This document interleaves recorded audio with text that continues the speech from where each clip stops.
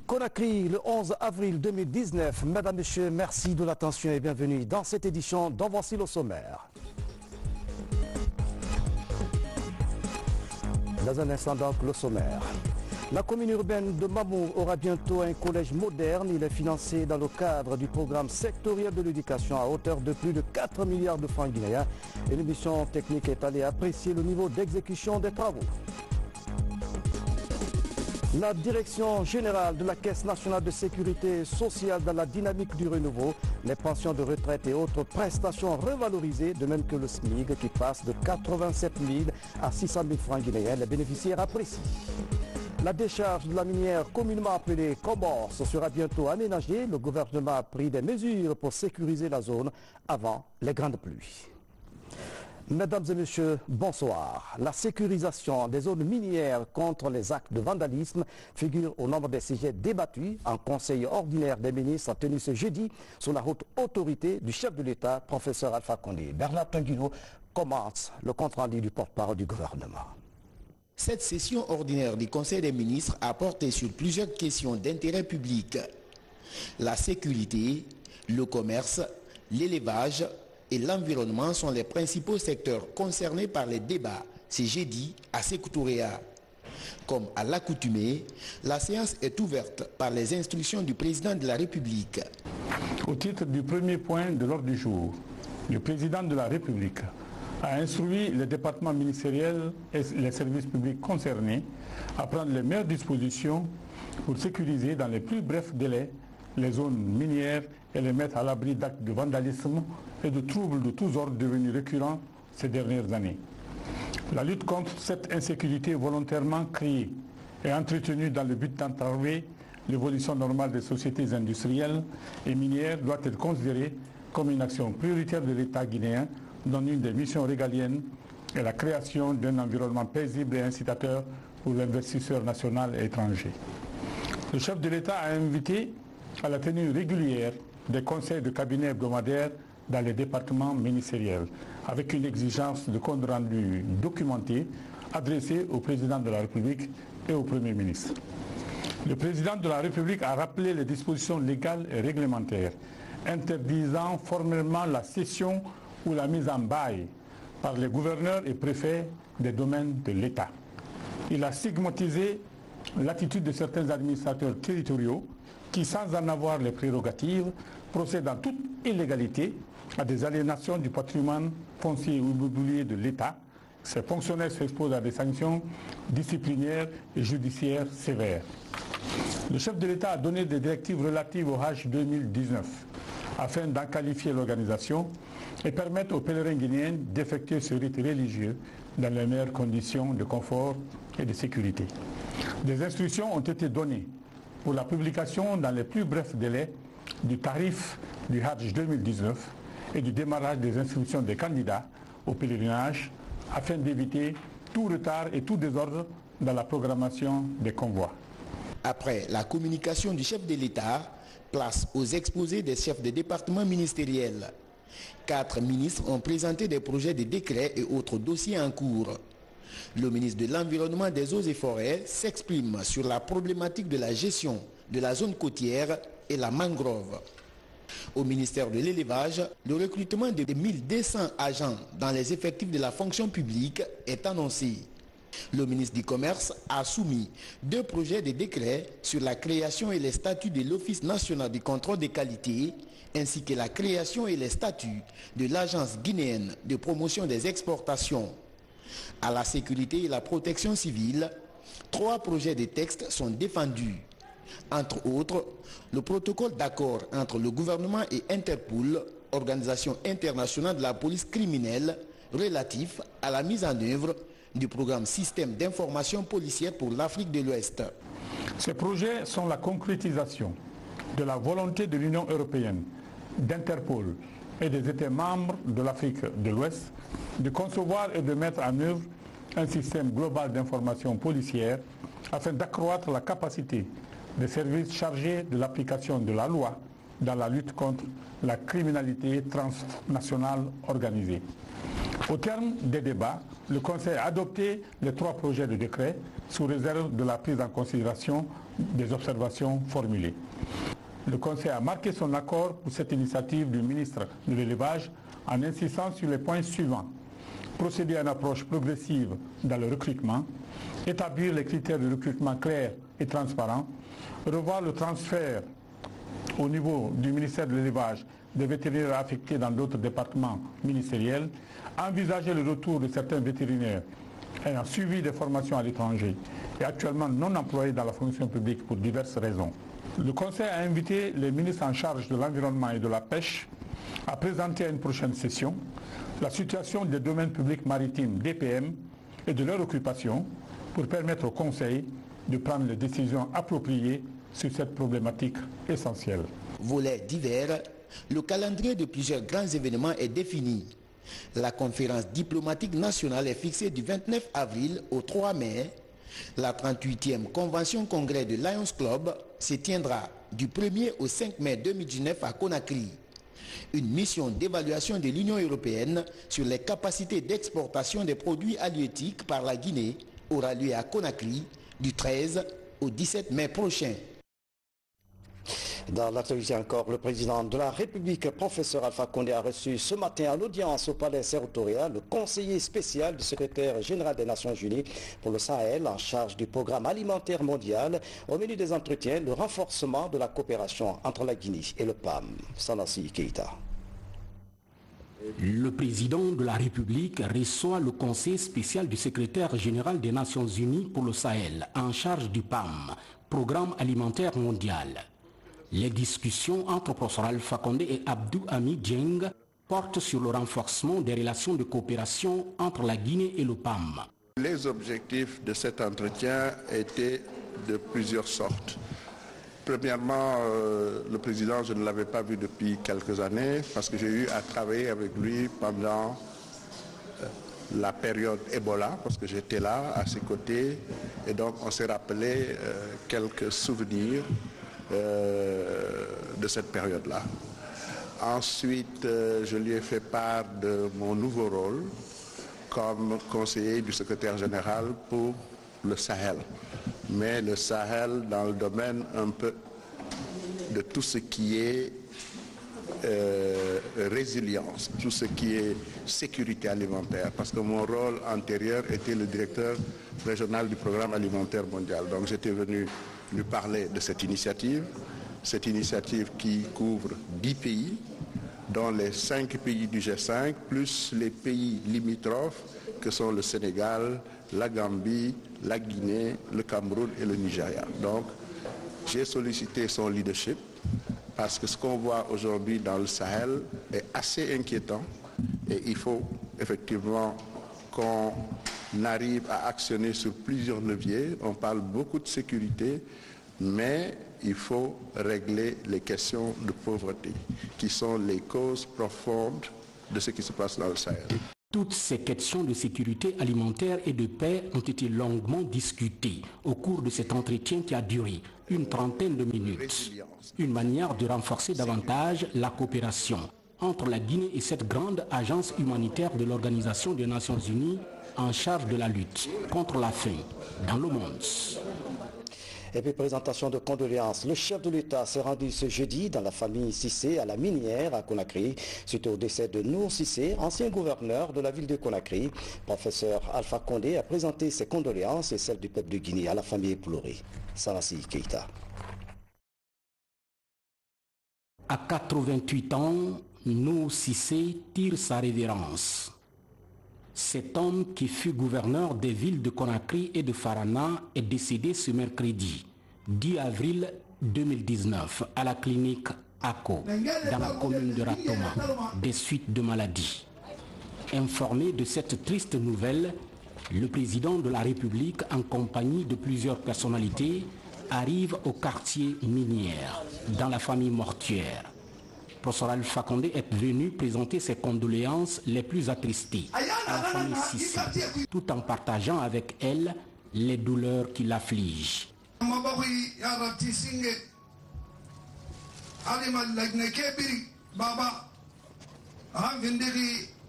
professeur Alpha Condé anare abara yion feme akanunte na nyongwi anga kire na nyongwi bore nara tane ga dunia giri me ala barara giri ta Hussein nagan nai nagan vindi gnira ala bar nara sugu abar name amuno badogade sono amamuno ma miginde fangede na sa wasa fa gundi na ngafa agafa nyonke buiti ala ko ngato ala darife ngaina so ondera ka tora ne asama ilingire asama kumfa batide akada madiyama se parce nanara avant fesinge abara ma se wombe adama diyana ntiri fe yara sebiri na adama diyana kui c'est fils adama diyabe. La famille Cissé s'est fortement réjouie de voir le président de la République, Professeur Alpha Condé, effectuer le déplacement pour venir compatir avec elle les douleurs qui l'attristent. Si c'est là todo, sol famille so, anu anakunda be todo, ambrasewa, ambrasunu tunyale odi me ambrasewa.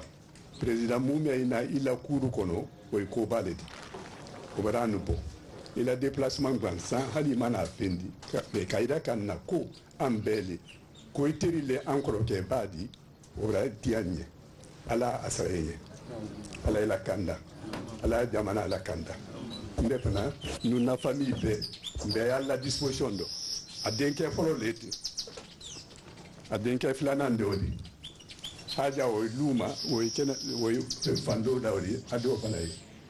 Ntakumara Janjala. Nous sommes sous l'effet d'abord de l'émotion. Je vous remercie particulièrement pour le déplacement. Je suis vraiment touché. Parents, amis, proches et collaborateurs de l'illustre disparu étaient là pour lui rendre des vibrants hommages.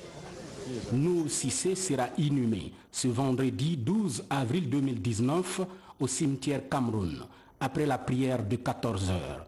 Il laisse derrière lui une veuve et 8 enfants. Dans l'actualité encore, depuis 72 heures, les sous-préfectures de Kamsar et de Kolaboyi enregistrent des troubles sociaux. Le calme revient progressivement. Le gouvernement guinéen, par la voix du ministre de l'administration du territoire et de la décentralisation, appelle au civisme et annonce des mesures. Écoutons un extrait de la déclaration du général Bourima Kondi.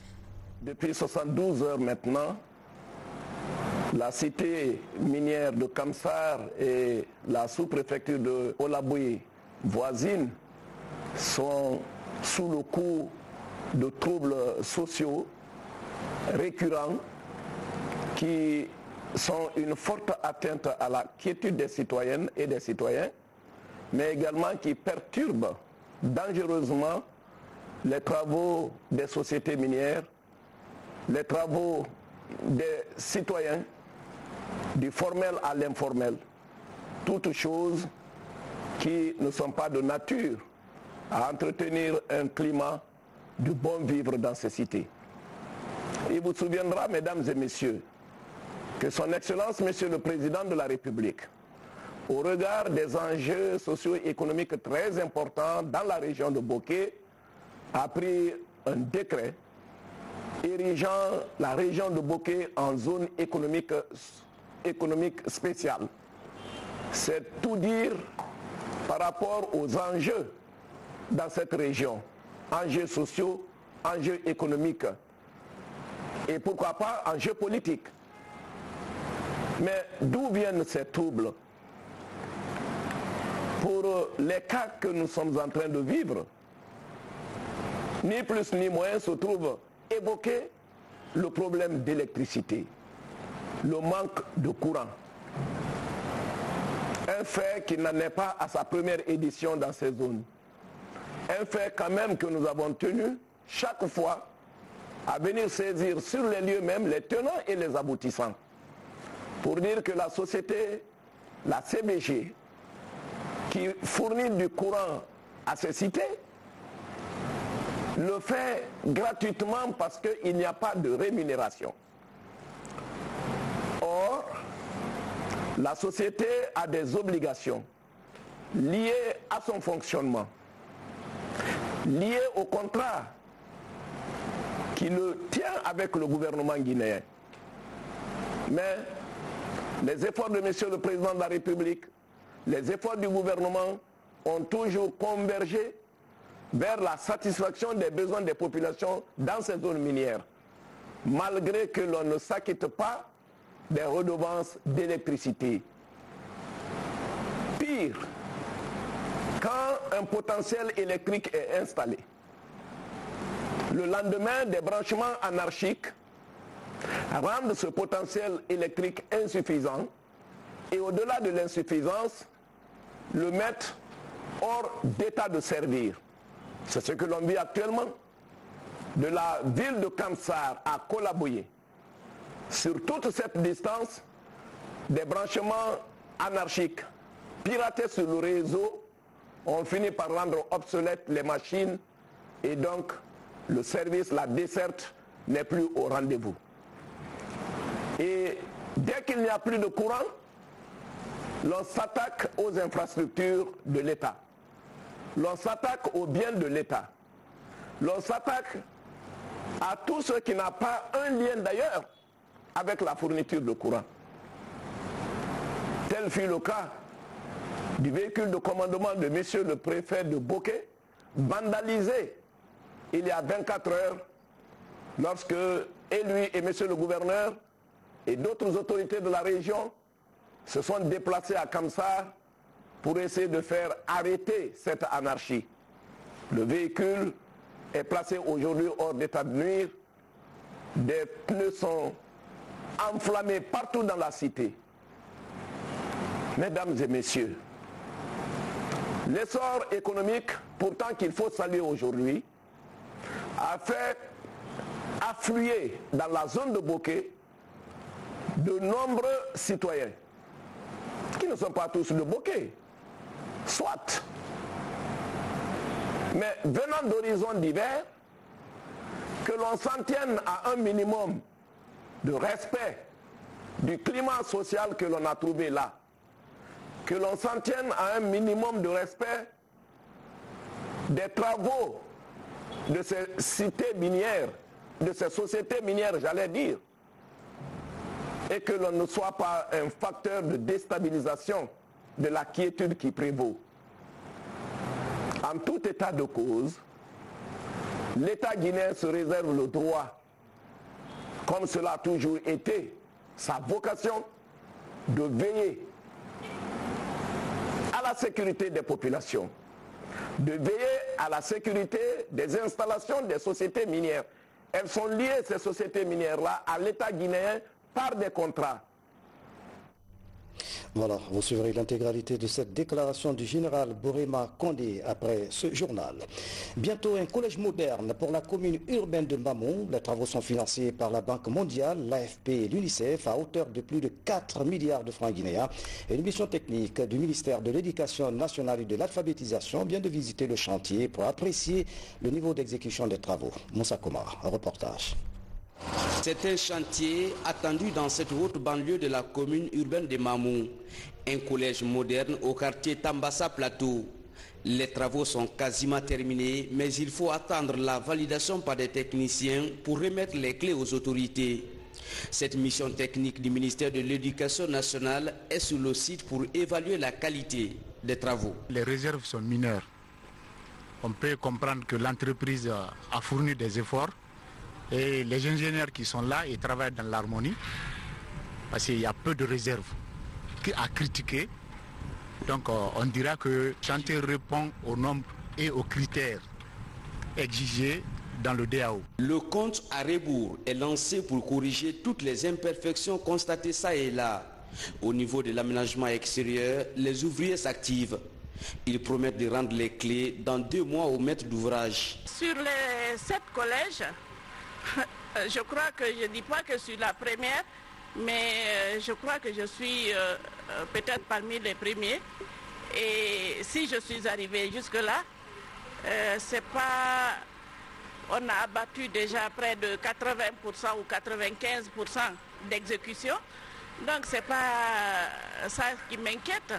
Je peux renforcer l'équipe dès demain corriger très rapidement en 2-3 jours. Ce collège moderne est composé de 8 salles de classe. Au rez-de-chaussée, 4 bureaux, une salle de conférence, une bibliothèque et une salle d'analyse qui sera dotée d'équipements de pointe. À l'extérieur, 20 blocs de latrines et un château d'eau. La fin des travaux est très attendue par les populations de ces quartiers privés d'infrastructures scolaires depuis des années. Nos enfants marchaient plus de 4 km à 5 km pour aller au centre-ville et étudier matin et soir.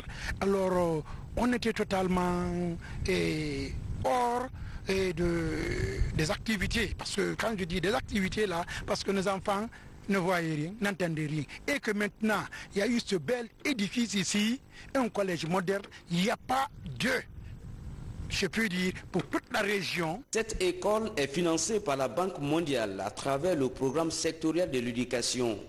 Comme à Mamou, 6 autres sont en chantier dans les villes de Kankan, Zérékoré et Conakry. L'objectif pour le gouvernement, faire de l'éducation pour tous une réalité. En plus bref, comment promouvoir la filière avicole en Guinée? La question préoccupe l'association des vendeurs de la viande et les cadres du ministère de l'élevage. Il a été question de trouver des stratégies censées booster cette filière porteuse de croissance. Lancé Koulibaly dans de prochaines éditions d'information. Fin des audiences criminelles à Boké. Après plusieurs jours de débats contradictoires entre les parties au procès, le tribunal de première instance de Boké a rendu sa sentence dans 13 cas de crimes commis dans la région de Boké.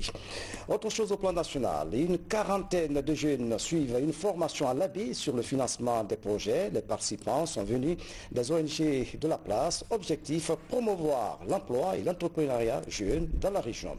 Sarfdine Diallo, Alpha Issiagaba, reportage. Le financement des projets générateurs de revenus est considéré comme un facteur innovateur pour la croissance économique. À l'ABI, par exemple, de jeunes venant des structures privées, des banques, les élus locaux et autres jeunes entrepreneurs sont en conclave sur les techniques de montage et de financement des projets. De la fierté pour tout un peuple, parce que très longtemps, il n'a pas été mis en exergue la nécessité de promouvoir le développement à la base qui peut être la garantie pour le développement national. Cette vision de cette structure colle parfaitement à la politique sociale et économique et de développement du président de la République. Le projet Integra est initié par le Fonds d'équipement des Nations Unies et financé par l'Union européenne. La rencontre devrait permettre à ces jeunes entrepreneurs de monter des projets bancables et de mieux gérer les entreprises. L'objectif, c'était de mettre en relation les promoteurs locaux de la baie, d'appuyer ces jeunes volontaires qui veulent se maintenir dans leur terroir et développer l'économie locale.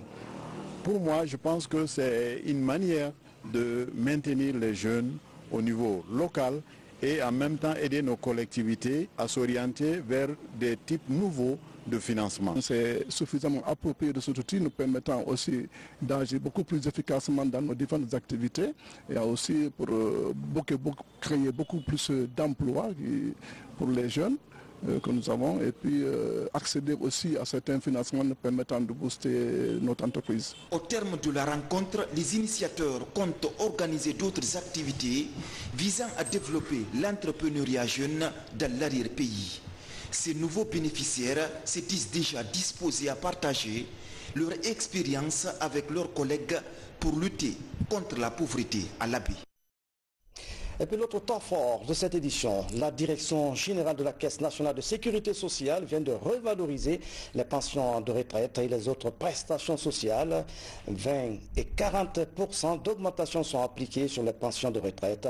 Le SMIC est passé de 87 000 à plus de 600 000 francs guinéens, une action appréciée par les bénéficiaires. Suivez le reportage de Maurice Sidibi. Les retraités et les épouses des anciens pensionnaires applaudissent les autorités de la Caisse nationale de sécurité sociale qui viennent d'honorer leur engagement pris devant le chef de l'État, celui d'augmenter la pension de retraite à 40%. Une mesure rentrée en vigueur à ce jour. J'avais 20 ans, depuis que je suis retraité, j'ai une seule somme là que je prends à 1 200 000. Aujourd'hui, j'ai monté presque 1 980 000. C'est grâce au gouvernement Alpha Condé. Je vous remercie beaucoup du gouvernement de Alpha Condé et qui sont derrière lui. Les gens prenaient avant 220 000, 230 000. D'autres même prenaient 20 et quelques mille, un père de famille. Aujourd'hui, tout ce qui prenait 240 000, aujourd'hui il a 600 et quelques mille.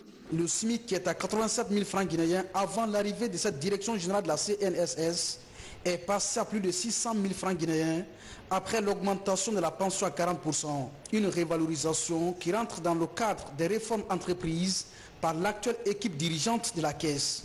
Que les pensionnés sachent qu'il est là pour eux. Que chaque fois que l'occasion se présentera, n'est-ce pas, qu'il va augmenter les pensions. C'est la raison pour laquelle chaque fois, suite, n'est-ce pas, aux résultats positifs obtenus dans les réformes qu'il a engagées depuis qu'il est à la tête de cette institution, n'est-ce pas, les résultats aujourd'hui, c'est ce qu'on est en train de voir. Ces opérations de paie des pensions ici à Conakry interviennent après celles de Fria et Kankan. Des actions encouragées. Des hommes de médias et de la société civile viennent de boucler une formation axée sur la nouvelle stratégie de communication du ministère de la Santé. L'initiative vise à outiller ces acteurs en technique visant à mieux informer les populations sur les réformes et les politiques de santé. Younous Atawel Kamara. Ici, les réflexions gravitent autour du rôle des organisations de la société civile et des médias dans la mise en œuvre de la nouvelle stratégie de communication du ministère de la Santé. Une stratégie adoptée depuis 2017, mais mal cernée par les citoyens. On s'est rendu compte qu'il n'y a pas de communication suffisante autour de ces actions qui sont en train d'être menées sur le terrain. D'où la nécessité de venir outiller les médias, venir outiller la société civile afin qu'ils puissent accompagner la mise en œuvre de ces actions en donnant les meilleures informations à la population. Les hommes des médias, la société civile et le ministère de la Santé s'engagent à collaborer pour mieux expliquer aux citoyens les avantages de cette stratégie. Nous avons demandé à ce qu'il y ait un cadre de dialogue entre le ministère de la Santé, les organisations de la société civile et des médias, toutes choses qui pourraient permettre aux OSC mais aussi aux médias de conjuguer les efforts afin que l'information qui quitte du département vers les citoyens puisse être une information bien vérifiée. Pour amener les populations à un état de meilleure santé, il est important de donner une place de choix à la communication. Et dans ce sens, je crois que les hommes et femmes de médias ainsi que les sociétés civiles sont des vecteurs importants de diffusion des messages orientés vers les populations. Cette détermination des participants dénote de l'intérêt que ces hommes des médias et de la société civile accordent à la participation citoyenne à la gouvernance de la santé publique. En prélude du lancement du plan accéléré de contrôle de la rougeole en Guinée, les acteurs engagés dans la lutte contre cette maladie étaient face à la presse. Ils ont expliqué aux hommes de médias les stratégies d'élimination de cette maladie qui devrait débuter par le recensement de tous les enfants de 0 à 5 ans. La précision avec le directeur général de l'Agence nationale de la sécurité sanitaire, Dr Sakouba Keita, est au micro de sa Amaraton. Il y aura un dénombrement, un recensement localité par localité avec nos agents de santé communautaire, avec l'appui des élus locaux et des chefs de district et des imams. Tous les enfants de notre pays doivent être recensés dans ce plan, couplés à la détermination de leur statut vaccinal. À l'issue de ce recensement, nous allons procéder à une planification de la vaccination de rattrapage. Et puis, le dérèglement climatique, l'Organisation mondiale de la météorologie demande à chaque pays à se doter d'un cadre national pour les services climatologiques. C'est un programme qui vise à renforcer la lutte contre le phénomène. Lancé Kamisoko Fodi Kamara. Depuis le mois de juillet dernier, la Guinée a entamé ce programme de renforcement des services climatologiques engagés au niveau international. Plus de 6 mois après, les experts nationaux et internationaux se retrouvent pour examiner le plan national proposé. Un plan dont l'objectif est de diagnostiquer toutes les menaces liées au changement climatique. C'est grâce à l'analyse de ces informations qu'on s'est rendu compte que le climat est en train de changer. Donc, avec les changements, quelles ont été les causes fondamentales et quelles sont les dispositions à prendre pour pouvoir atténuer ces changements et pour pouvoir protéger aussi bien l'environnement que maintenant les sociétés. Cette présente approche découle de plusieurs décennies de constats. Des constats reflétant d'énormes conséquences néfastes du dérèglement climatique sur la vie des populations. La météorologie est un secteur très important qui est transversal et qui ne concerne pas que les questions de transport terrestre et maritime et aérien. C'est aussi un problème qui est un secteur qui impacte fortement sur l'agriculture, sur les questions d'environnement, sur la pêche.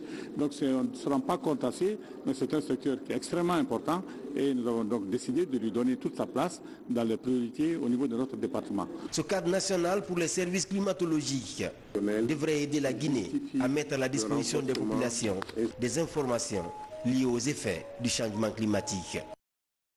Nous partons à la décharge de la minière communément appelée Cambors. Il y a quelque temps, le déboulement de la décharge avait provoqué la mort d'une dizaine de personnes, vous le savez.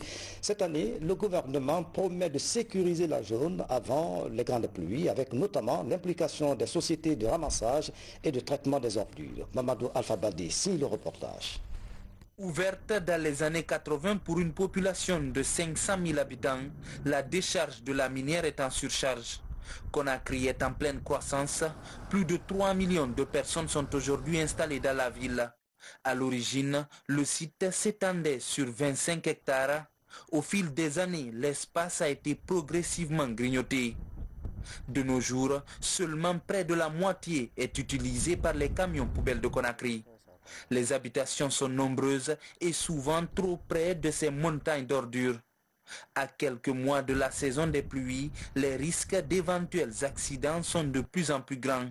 Du côté de l'Agence nationale d'assainissement et de salubrité publique, l'on est conscient du danger. Le risque existe effectivement au niveau de la décharge de la minière compte tenu de l'accroissement du volume de production de déchets de Conakry et des besoins de stockage au niveau de la décharge de la minière. Donc il y a vraiment de réels risques qui existent. Aujourd'hui, nous avons à Conakry une population de près de 3 millions d'habitants. Et avec l'agression domaniale que la décharge de la minière a subie, aujourd'hui nous sommes face à une décharge qui a une superficie de moins de 15 hectares où l'espace vital utilisé est de 10 hectares. Alors quand on voit le volume de production qui s'effectue par les 3 millions de populations de Conakry, vous comprendrez aujourd'hui l'urgence que revêt pour nous de faire en sorte que les habitants de la zone puissent être dégagés de façon à ce qu'en toute sécurité nous puissions continuer à faire le travail d'assainissement de la ville de Conakry. Avec l'arrivée de nouveaux partenaires privés dans le secteur, la fréquentation de la décharge pourrait monter en puissance. Ainsi, l'extension et l'aménagement du site s'imposent. Le début des travaux est annoncé pour bientôt. Au niveau de la décharge proprement dite, une autre société, le groupement Pisciné, va s'occuper des travaux de régalage. Ainsi, nous, aujourd'hui, nous sommes en train de faire le transfert de 400 000 tonnes par mois. Mais aujourd'hui, demain, les sociétés qu'on a recrutées vont tripler le volume de déchets à collecter parce qu'ils ont l'obligation de rendre Conakry propre. Et puisqu'on n'a pas une autre solution de rechange, c'est pour le moment la décharge de la minière qu'il faut utiliser. On est aujourd'hui dans l'obligation de faire en sorte que, pour minimiser les risques, faire en sorte que la population soit dégagée de façon à ce que ces deux sociétés-là puissent faire leur travail sereinement. Dans les prochains jours, des opérations de récupération des domaines envahis sont annoncées par les autorités en charge de l'aménagement de la ville. Est-ce qu'on peut accepter d'abord ceux qui sont installés de façon illégale, qui créent des conditions de vie de façon anormale au niveau des enfants qui sont permanemment dans une situation de santé précaire? Est-ce qu'on peut accepter laisser cela pendant qu'on a un investissement qui va être fait par la ville, qui va permettre à l'ensemble des Guinéens de pouvoir bénéficier de ça? Je crois qu'il faut que les gens comprennent que l'objectif du président de la République, ce n'est pas de chasser, ce n'est pas de dégager. C'est vrai, le président de la République est catégorique sur cette position, faire en sorte que nous récupérons les réserves foncières de l'État, mais les endroits qui vont être dégagés pour un projet bien précis. La décharge de la minière est pour l'heure essentielle dans l'assainissement de Conakry. Pour éviter une répétition des événements de l'année dernière qui avaient endeuillé des familles, le gouvernement compte agir à temps dans l'intérêt de tous. Dernier virage de cette édition, sortie de la 17e promotion du certificat d'aptitude technique numéro 1 du centre d'infanterie de kilomètre 36. Plus de 360 stagiaires militaires ont reçu leur diplôme après 6 mois de formation. Cette session a permis de former les chefs d'entreprise au combat. Sergent-chef Lamine Sana Camara est correspondant de la presse militaire.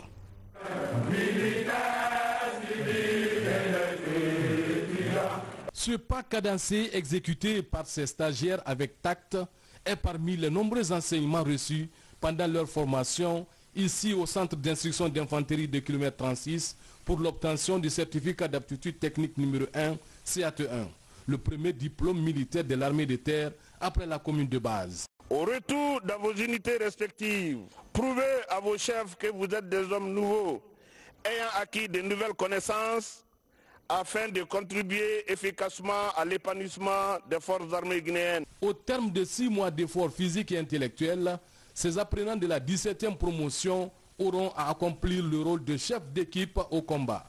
Dans leurs unités respectives, ils deviennent des gradés de contact au sein d'un corps de troupes.